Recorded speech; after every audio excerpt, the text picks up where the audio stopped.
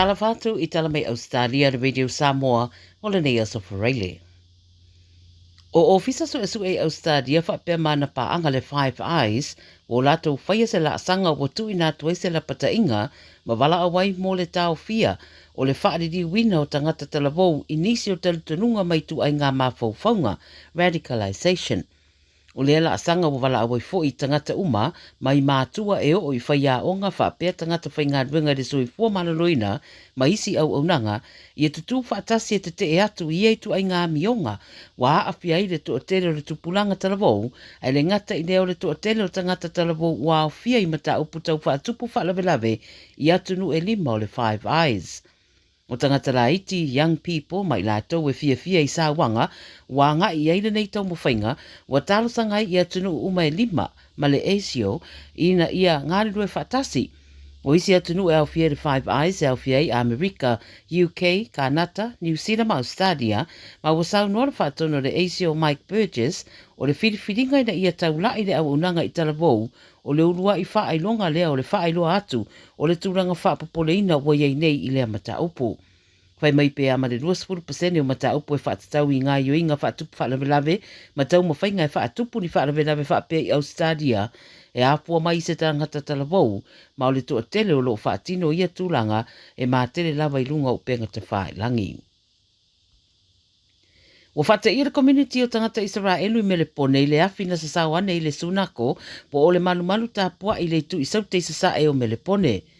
Whai maile nai news o le awhina sa sawane le Adas Israel Synagogue I Glen Era Avenue I Riponley te o le whae le waweao ma pe ono sifurufui muna ngā lue le te peina o le awhi wa matua whaaleanga ina le malumalu. E leisa soifua na awhia a wa amata nele sue ngā leo leo. O se whamtalanga mai se sui o le whono whaatonu e pūlea na malumalu, o tā uai wa matua I whaate ia I la tō I le awhi, ma e le I eise manatu e tupu se atūlanga I mele pone, a wai whiwhi le mū lava se o la tō community.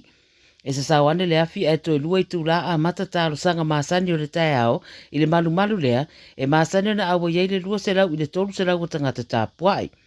Wai mai isi di pote ro masaromia na susunu e nisi, pe I tai o lo whaataria so e suenga, ua wha ngā soro nei a leo leo. O le soe tula I ele whamsinonga le li lea na pu e leo leo I le whiawhena na whima mōria, I le tau mawhai e ngāo I esa pisi nisi, wha au o rima mawha lawe I se malu le malo. Wheta ua ina mai le li pote o le li lea pe o na tā ua, na tau mawhai e ngāo I se tasi whale o loa I le Cold Coast, I le baenga o I ele taulanga whaatau. Te o le ono I le fiafi, na ulu whalea I le fasu tasi tausanga, tau mawhai ngā o I le Surfers Paradise Boulevard, ma nā ngā ia ne ma se whana me ta alo ma se Cherry Can, po se whangu pao e masana no tuai penisini. Watua I e lona wha o ni mai se tamai tai whai ngā nwenga le whale o loa lea, ma ia whaaton wina le tu wane o tupe, ma toe angai e se ai. Pei tai murmuri ane na toe fo I ane le pisinisi lava lea, ma amatai loa se vevesi, ma se tangata e ono se furu walu tau sanga sa iai o se uoa le tamai tai whatau o loa. Ta uane li poti na wha manu aria le ono se furu walu tau sanga lea, a e tua I aile li e fasu tas tau sanga le ilo na sunuina o lumo le pisi nisi au le isola ese. Na maua leo leo I se whale I Cavill Avenue, ma po e nai loa, ma e tūra I wha msinonga I le so.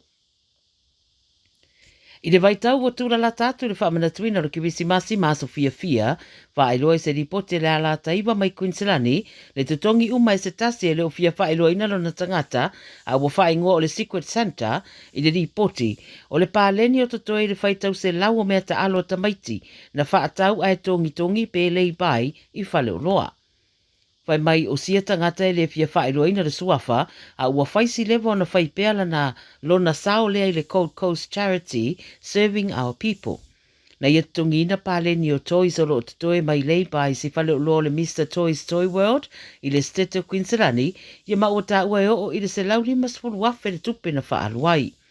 Whaafitai a inga na o fia I le rima fua I o sia tangata, lona winga la, wa leo te mamau ai o ane uma le tusa ma le fitsa lau fastful whao a inga ia, wa mai ona tutongi uma la tau lei bais, e koleti mea ta alo le whanau mo le kiwisi masi. Tala muli, Wali potia le soile 9 Sports, se li pote whaatau le kon karate 5 tausanga le rikta alo Jerome Luai i le West Tigers. Ta ule li pote le Sydney Morning Herald, o le kon karate le ola o tu waile avanoa i a Luai, mo le tolu tausanga mulimuli o lana kon karate lo na winga, e mawhai lava na toianga i ese Luai mai le Tigers, i le mai o le lua tausanga. Whaelo foi le li poti mai le Herald, sa fi nau le pule ngā Luai mo avanoa ia, ina ua whaia whiuta na inga, ma le sa avea mua mapula le Tigers Justin Pascoe, a sa te ena ia taro sanga i le taimi. Pei tai la wanga i ese Pascoe, au le ua whaatanga e Shane Richardson, le ua sui tūlanga ane. O le vaenga la le kon karate le ri taalo watu ina i fo i maru i tau wha o popo le ri whaia onga Benji Marshall, le anga i atu le amatanga o le ista amisanga o lo manei. O isi o le aiei whaatasi maluai le kalapu le au fiai Terrell May, Sunia Turuva, ma Jack Bird, o le kon karate pe ona ta ua e ono miliona. Tara nara radio Samoa mai Ausetalia i le nei fo i asfareile, manuia tele le whai unga le vai aso.